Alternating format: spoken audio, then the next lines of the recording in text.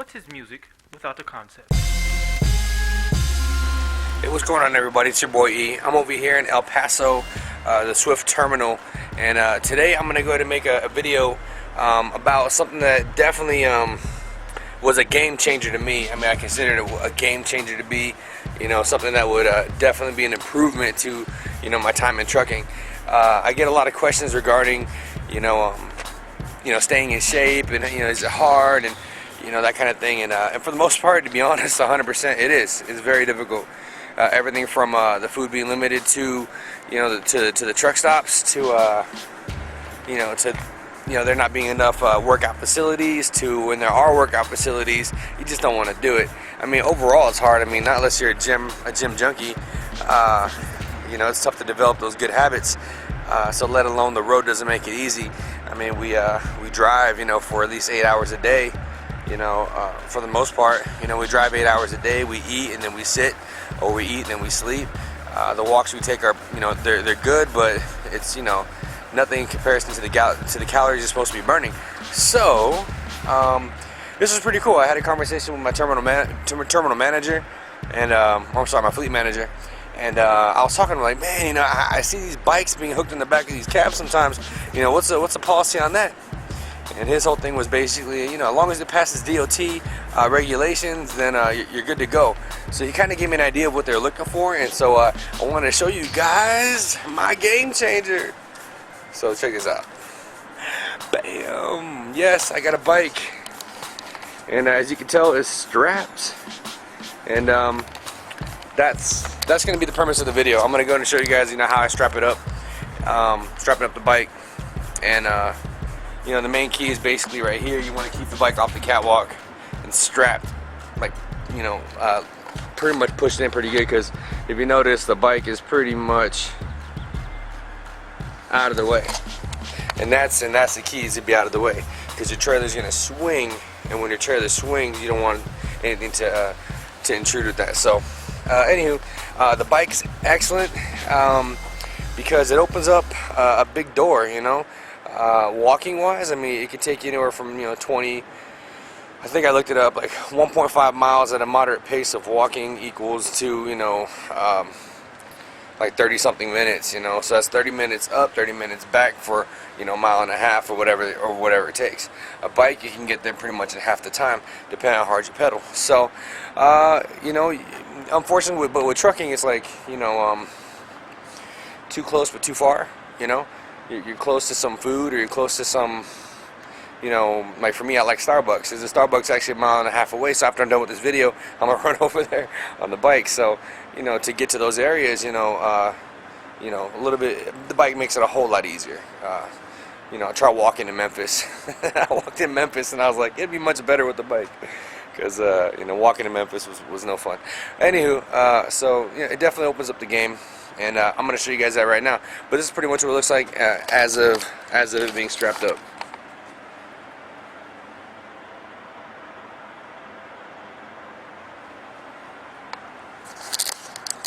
Alright, let's get started.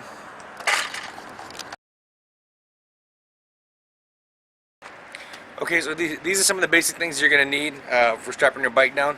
First, I have a lock. It's a basic lock, go with the key. So a lock to lock your bike up. Secondly, I use about 2 bungees, so 2 bungee straps are good. And then this is my tie down. It's a 14 footer, and it has the hook on the end and a little loop right here. So 14 foot. And the way this thing kind of works is you have this crank. So what you do is you feed it through the bottom, you come around through the top, you put it in that little hole right here. And then you tighten it up, and you just crank, and the more you crank it, the tighter it gets. And to release it, you take these two, this latch right here, and pull that, and that's how it unhooks. So anyways, yeah, so all I need is pretty much one of those. And the bike, this is the bike.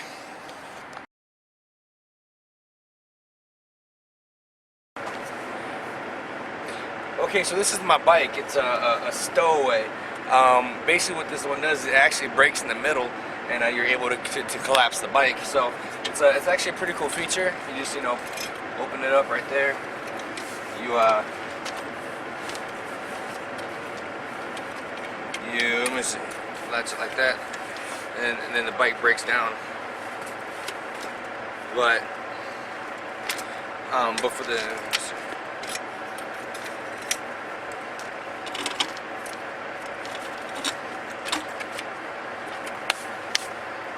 so the bike breaks down, but you know, for the sake of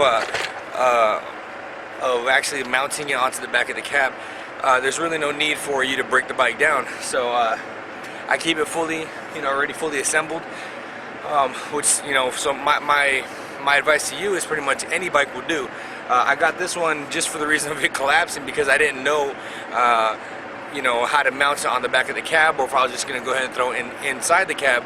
I didn't know, so I got the collapsible because I thought it was gonna be the most convenient. But in the end, I could have bought any bike, and it'll work just as well. So, you know, any adult bike.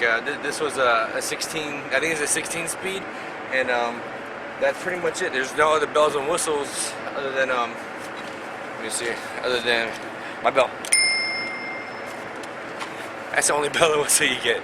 All right. Anyways, so otherwise, I got some, you know, little lights that, you know, I can put on for at night when I'm cruising through, so I'm still visible. And otherwise, I mean, it's a good looking bike. The thing is, you got to remember is that the bike's gonna have to endure a lot of punishment. So, you know, I've rolled it through, I can't even count how many states already, and you know, I've already went through, you know, wind, snow, rain, fog, dirt. I mean, so your bike's pretty much gonna get beat up. So don't spend too much money in regards to, you know, getting a high profile bike. Just get something that's gonna be doable, knowing that, you know, it's gonna endure some punishment. Okay, so that's about it. Let me go ahead and get busy strapping this bike.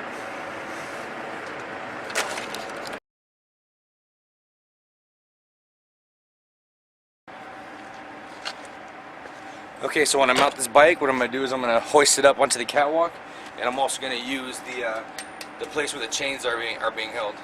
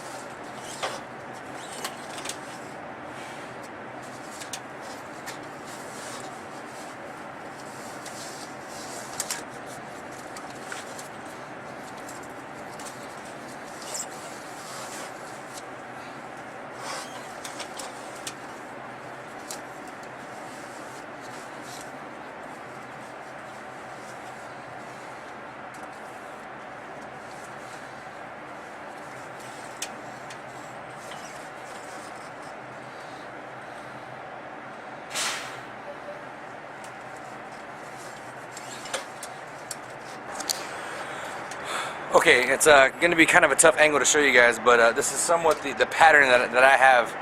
Let me get this. Okay, so here's what I'm going to do. I'm going to take this hook right here with the crank, and I'm going to place it in these open spots right here on the right next to the low locks. Okay, so that's going to stay there. Okay. The reason why I'm not going to use this bar right here is because of the slider. I can't have it interfere with the turn radius of the truck. So down here, what I did is I threaded this right here, and I tied it to this back tire. So then everything's gonna be latched to the tire. Right here is I want it to be flush with this tire, so then it's pretty much, you know, out of the way. From there, what I did is just continue to loop one time here. So So out and around, tie it up, go ahead and go in the back of the tire again here, and then you're gonna I usually put twice right here on this side. So well, I don't know how I'm gonna show you guys this other than just doing it, and then I guess I can step you through one more round. We'll see how it works. Hopefully I'm good at editing. We'll see how it goes.